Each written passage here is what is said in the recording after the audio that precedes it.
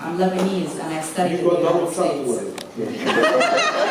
No, I'm not American either. I'm Lebanese, I studied in the United States. There's a difference. I have so much to say to you specifically because just listening to the vocabulary that you use, right? The emotional vocabulary about consciousness and well-intentionality and whatever in terms of whiteness speaks to the white fragility and the white privilege that Tarryn was talking about earlier. And the whole idea of political economy being the leading trigger or cause of identity politics or other politics is precisely what she was talking about, in the sense that there has to be an intersectional approach to these things. You can't just say it's about class, it's about gender, it's about identity, it's about all of these things combined at the same time, right? There's an endless list of things, right?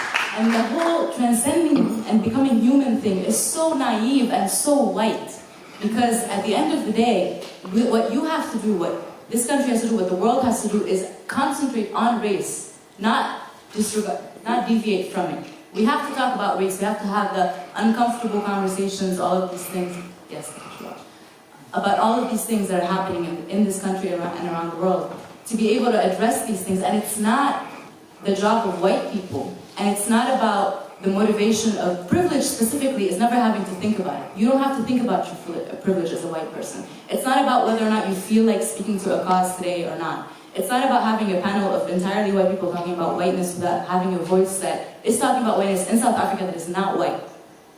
It's about being able to give space through however way for actual revolution for people of color. Because power is predominantly white. Power, whether you're silent, speaking, loud, dead, whatever you are, power is white. The voice of whiteness gives power and disempowers people of color. So it's an inherently white hegemony. Like, you can't just say we need to disregard race and look at humanity. Okay, Tarryn, and then... I can't think of what's into that. Sorry? If Dennis answered that question, you can probably answer mine as well, because I'm interested to know how culture fits into that, and the loss of culture.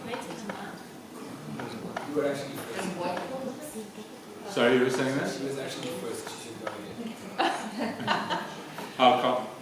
Okay, culture? Hi, sorry, I just actually two questions, but I'll just ask the one for Dennis right now. I'm just listening to what the last woman said. I'm interested in understanding this project of humanity, how culture fits into that, and the loss of potential of culture. When we have so many different cultures in this country. Tarryn. I mean, I just want to say, as a Marxist as well, South Africa is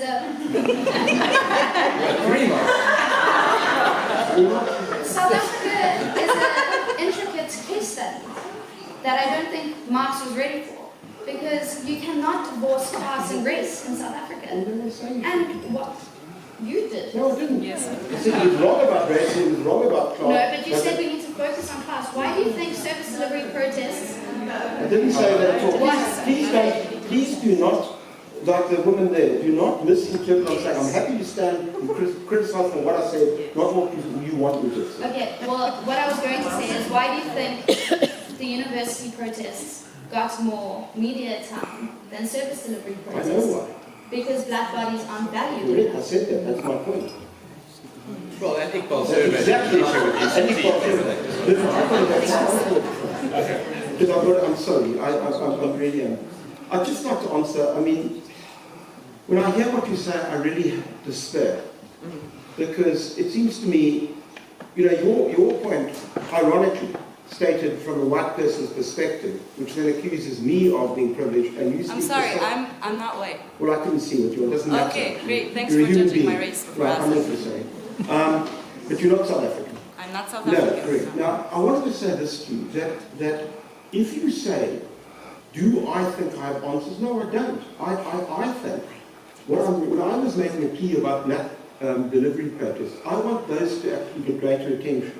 It seems to me that when we make a fuss and dance about students and actually forget about what's going on in the immiseration of our society right across the country, that for me is a problem. It might not be for you, but it is for me. Oh, it is. I'm not. No, I didn't address that I one listen at all. to you. I listen to you now. You listen to me because that's how we. I listen to you. Oh, very thanks for politely. teaching me how to be No, civilized. I think that's So that's number one. Number two, I think race and gender are intimately involved in these matters, which is why I agree with Tarryn entirely in her criticism of Rebecca Davis and the question of white feminism. It's a point well made, absolutely well made.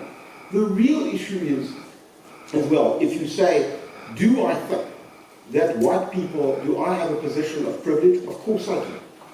Do I think that that's correct? No, I don't. Do I think that I'm entitled to contribute? Yes, I do.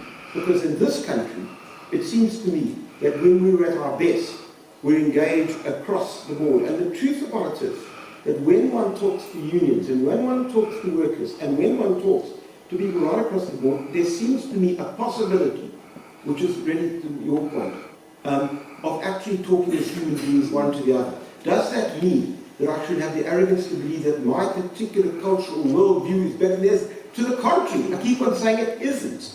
That's what I'm saying. What I get irritated about, I don't want to be pigeonholed into a belief in defending any notion of a kind of Eurocentric white discourse, which in a sense privileges itself at the expense of everybody else's. But my concern is really a question of how we take the society into one, in which people actually have true citizenship. And as sure as hell they don't have it now.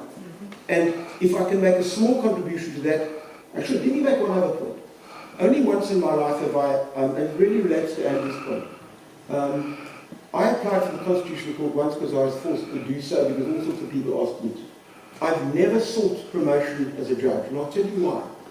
Because I don't think that I think white people need to stand back and be a lot more modest, which is what I think we say, about where their claims and the awareness of their privilege. So you don't know me, I don't know you. But you must not presume to define me in terms of your perceptions of what you think a white person is. I don't think that all white people are the same. And I think that what we've got to, and the truth is, frankly, I get very irritated by foreign people who come here and tell me about things when they're completely abstracted from the history of which we're part. I'm sorry I have to.